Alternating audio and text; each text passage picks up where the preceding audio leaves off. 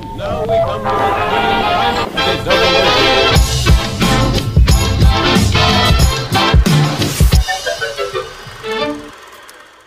Hello mga kumare, welcome back again to my channel. Ngayon ay gagawa na naman tayo ng pamimigay na recipe. So let's start mga kamams, isamahan nyo akong magluto ng snack na siguradong magugustuhan nila na gawa sa isang malagkit na bigas. So let's start mga kamamsi. Siyempre kailangan natin ng 2 kilos na malagkit na bigas. Kailangan din natin ng pambalot ng lumpia or lumpia wrapper, pangpalaman na cheese. Then kailangan din natin ng ubi condensed milk. At kailangan din natin ng oil. So let's start. Isaing muna natin ang ating malagkit bago natin gawin ng ating pinaka-pambigay natin na turon. Hugasan natin ng 3 beses ang ating 2 kilong malagkit. Nilagyan natin ng tubig ang ating malagkit na bigas. Isalang na natin. Open na natin ang stove into high heat. And then, kapag kumukulo na, saka nyo i-low heat para hindi masunog yung ilalim ng inyong sinasaing na malagkit. So, balikan lang natin kapag kumukulo na. Kasi makikita nyo man, pag kumukulo na, umuusok yan. And then, ilagay nyo na lang sa low heat. Slicein muna natin ito habang nakasalang yung ating malagkit. Diba?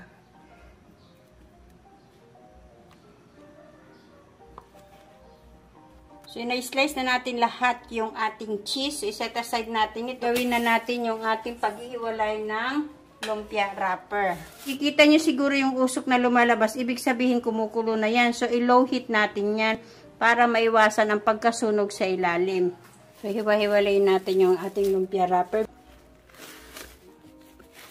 Ito na mga kumari, tapos na natin ito mapaghiwa-hiwalay. So, iset aside natin at gagawin na natin yung ating malagkit na bigas. Check na natin. So, ayan. So, okay na yung ating sinaing. So, takpan na natin yan. And then, i-off na natin ang ating stove. And then, balikan natin yan medyo maya-maya ko. Ang ganda ng pagkakaluto. As in, maganda. So, ito na mga kumarin. Natanggal na natin ito sa kaldero. Naisaing na natin yan. So, ilagay na natin ang ating ubi condensed milk. Ilagay pa natin yung ating condensed milk. Ubi condensed milk. And then, saka natin i-mix. So, bali, 2 yung ating nagamit na gatas. So, i-mix lang natin mabuti. Magpainit na tayo ng oil. Lagyan natin siya ng oil.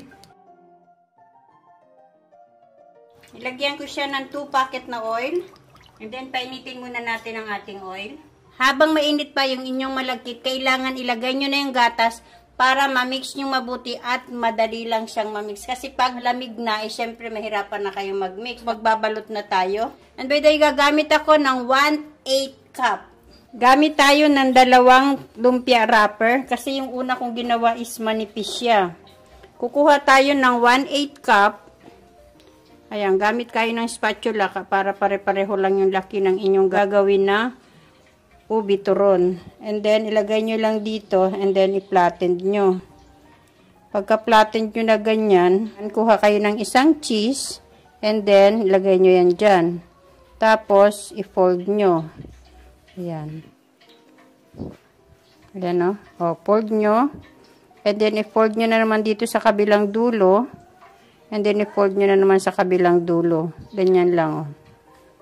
So, i-fold, and then, ganyan. Mas maganda kung 2 wrapper ang gagamitin nyo, kasi maganda yung outcome niya, medyo makapal ng konti.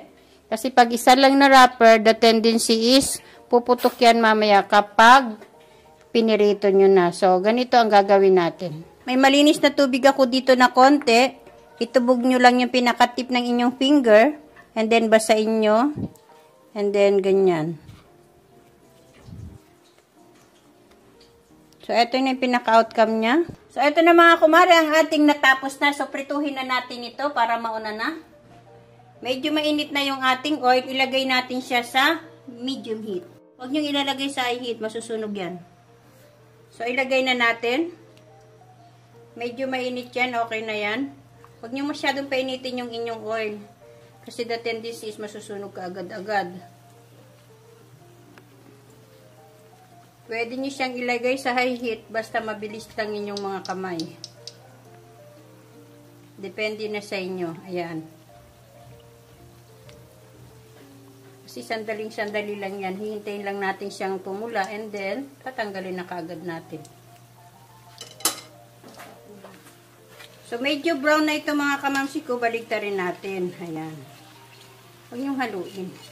Gamit kayo ng tong. So, nakita niyo to. Okay na to. Pwedeng-pwede na yan. Ayan o. Ayan. Ilagay natin yan dito sa salaan. Diba? Marami to mga kamamsi. So, ito na lahat mga kamamsi ang ating natapos. So, bibilangin natin ito. I-arrange ko muna para mabilang natin.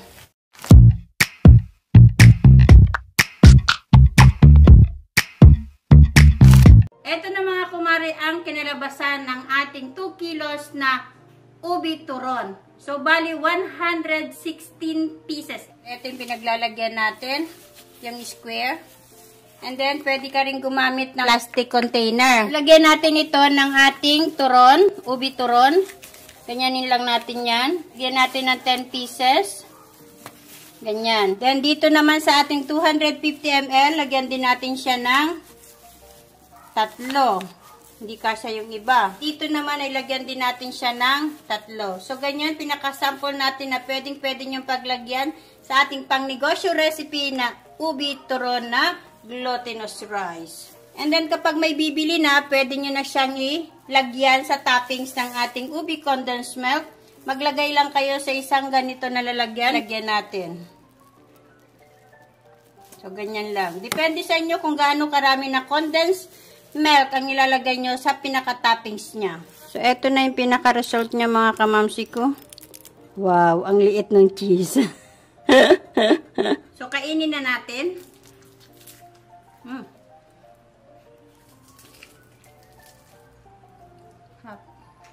Lagyan nyo ng condensed milk sa ibabaw para eksaktong-eksakto yung tamis niya. Kasi parang medyo matabang para sa akin yung loob pa niya.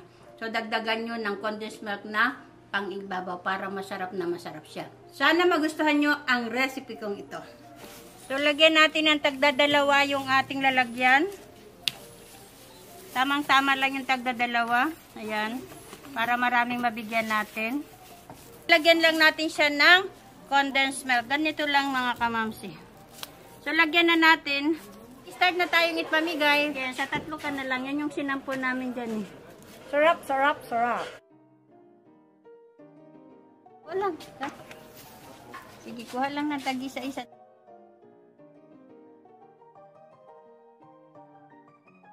Kuha.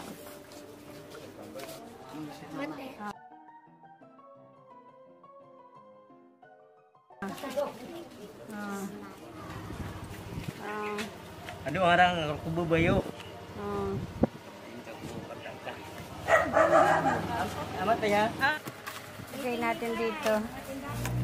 Ay pagbibigyan ako nito sa aming may meeting kasi kami sa ibibigay namin to doon. Then maglagay lang tayo ng condensed milk sa isang lalagyan. Bigay na natin ito.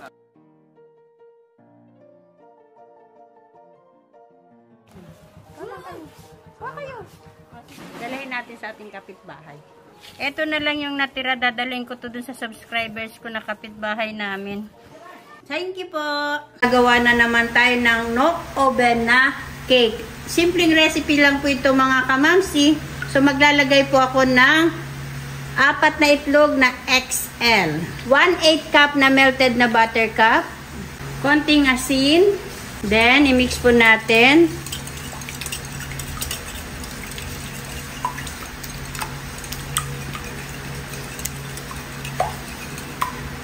At 390 grams na ubi condensed milk.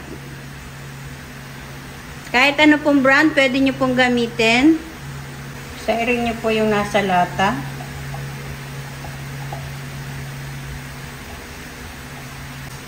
Then, i-mix natin.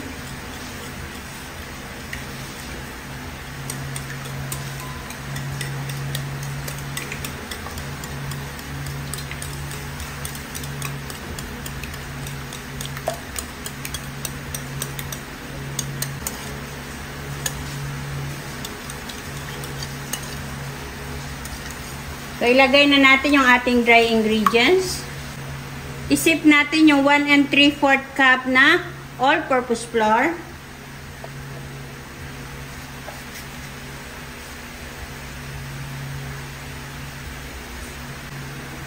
One and 3/4 cup na all-purpose flour.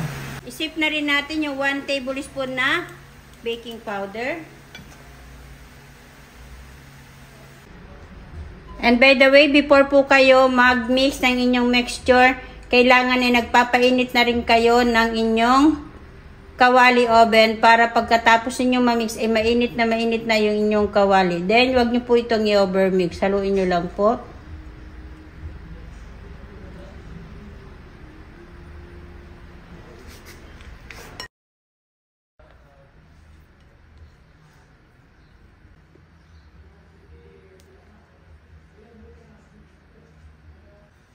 I-grease natin ang tira natin na butter.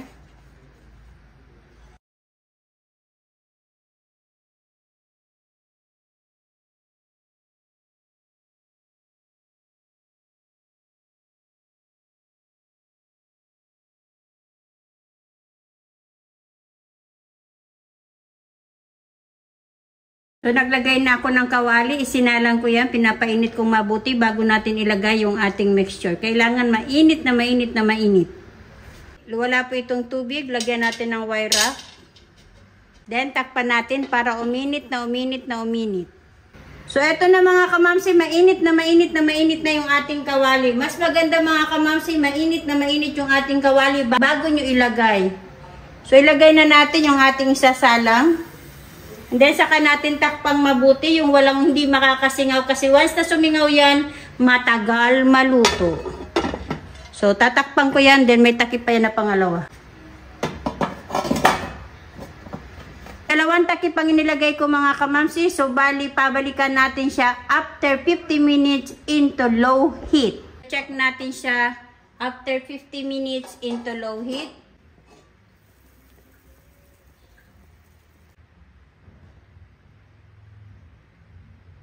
So, kulang pa, i-move pa natin ng konti. Maglalagay tayo ng cheese na pan-topping. Optional po yun. Gagamit ako ng 45 grams na cheese. Lagay nyo sa freezer yung cheese o ilagay nyo sa ref para tumigas siya. Nakalimutan ko eh.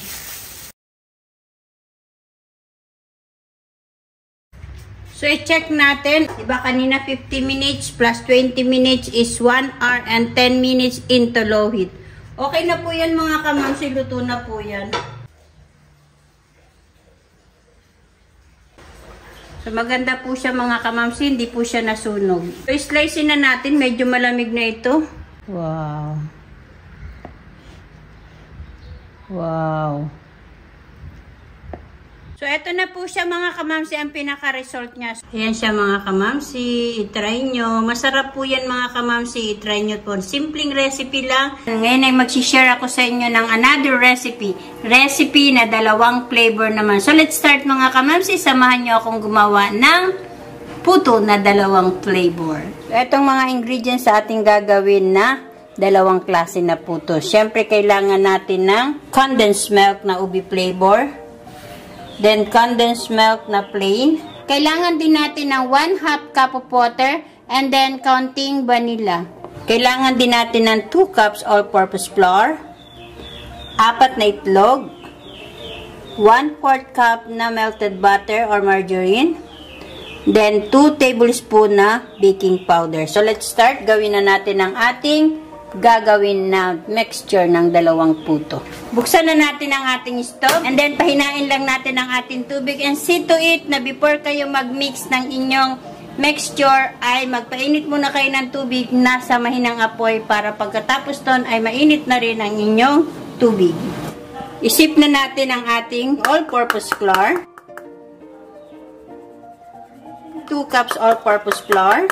Isip nyo yung inyong harina kasi minsan may buo-buo na harina, hindi na may iwasan. Kaya kailangan nyong isip. Then, isip na rin natin yung ating 2 tablespoon na baking powder. Then, i-mix natin. I-set aside natin at i-mix na natin yung ating liquid ingredients. Biyakin na natin ang ating itlog.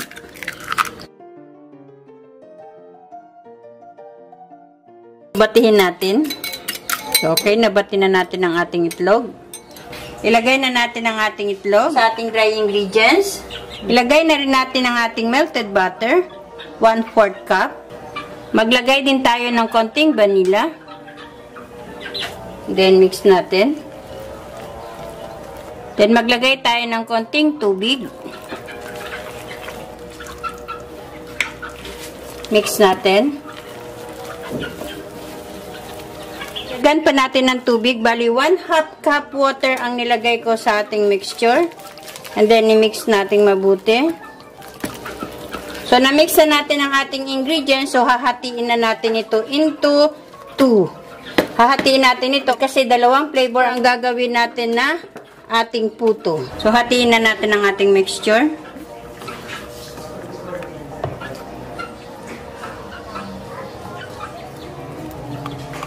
Gamit kayo ng spatula para hindi kayo mahirapan.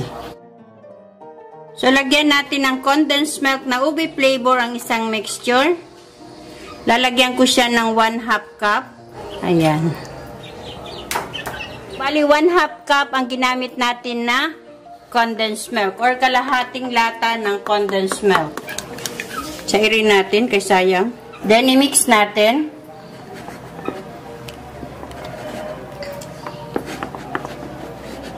I-mix yung mabuti. See to it na wala na itong buo-buo. See to it na na-mix nyong mabuti yung inyong mixture para wala siyang buo-buo. Ayan, ganyan ang consistency na ating hinahanap. Tamang-tama lang siya. So, i-set aside natin ito at gawin naman natin yung isang flavor. Ilagay na rin natin ang ating 1/2 cup na condensed milk. Ito yung plain. Pagsasamahin natin ito sa isang puto molder. At titingnan natin kung gaano kaganda ang result niya. Charot! And then, i-mix natin mabuti. Siguraduhin na walang buo-buo.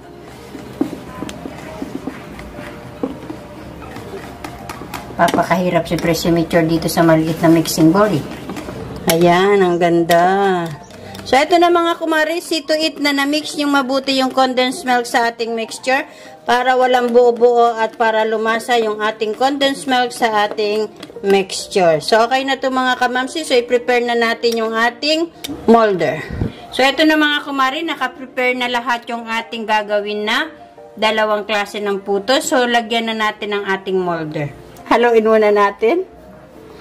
And then, lagyan natin ng 1 tablespoon each of the mixture ang ating lalagyan or ating molder, puto molder. So, lagyan din natin siya ng 1 tablespoon. Then, mag-umpisa kayo sa gitna. Hayaan nyo lang dyan muna. Lagyan muna natin lahat yung ating molder. 1 tablespoon. 1 tablespoon na plain. Ilagay nyo sa gitna. Mag-umpisa kayo sa gitna. Kuha tayo ng isang puto molder. Lagyan natin ng ating mixture na ube flavor, 1 tablespoon. Ganyan lang. Para hindi tumulo, ipahid nyo sa tabihan ng tasa. So, after natin malagyan ng 1 tablespoon na ube flavor, lagyan din natin sa ibabaw ng 1 tablespoon na plain. And then, mag-umpisa kayo sa gitna. Ganyan. Dahan-dahan lang. So, ganito siya mga kamamsi. So, tatapusin ko lang lahat ito and then, kung paano natin malalagyan ng design. Para mabilis, nilagay ko muna yung ating ube flavor. And then, after that, nilagyan ko siya ng plain. So, napagsama na natin ang ating dalawang mixture. So, gawin natin, kumuha tayo ng toothpick or stick ng barbecue.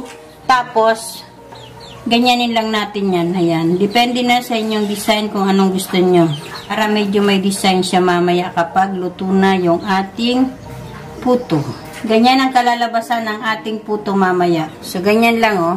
Para lang kayo naglalaro. Relax lang. Since meron akong banana stick, etong gagamitin ko. So, bali 21 pieces ang nalagyan natin sa ating puto molder. Kasi yung isa trinay ko na sa lutuan ko. So, isa lang na natin ito lahat. Ilagay na natin sa ating steamer. Kasi mainit na rin ang ating tubig. Okay na ito mga kamamsi. Isa lang na natin. So, kumukulo na rin ang ating tubig. So, isa lang na natin ang ating mixture. And then, ilalagay nyo kaagad-agad sa low heat ang inyong apoy. And then, babalikan natin siya after 15 minutes. And then, wag na wag nyong kalilimutan, nalalagyan nyo ng tela ang cover ng inyong steamer para hindi pasukin ng tubig ang inyong niluluto. So, balikan natin siya after 15 minutes. So, eto na mga kumare, after 15 minutes, eto yung result ng ating niluto. So, i-check natin. Gamit tayo ng toothpick. Then, tusukin natin yung isa. So, eto na mga kumare, luto na talaga ang ating puto na dalawang flavor. Then, tanggalin natin yung ating steamer. Then, palamigin muna natin bago natin tanggalin sa ating puto molder.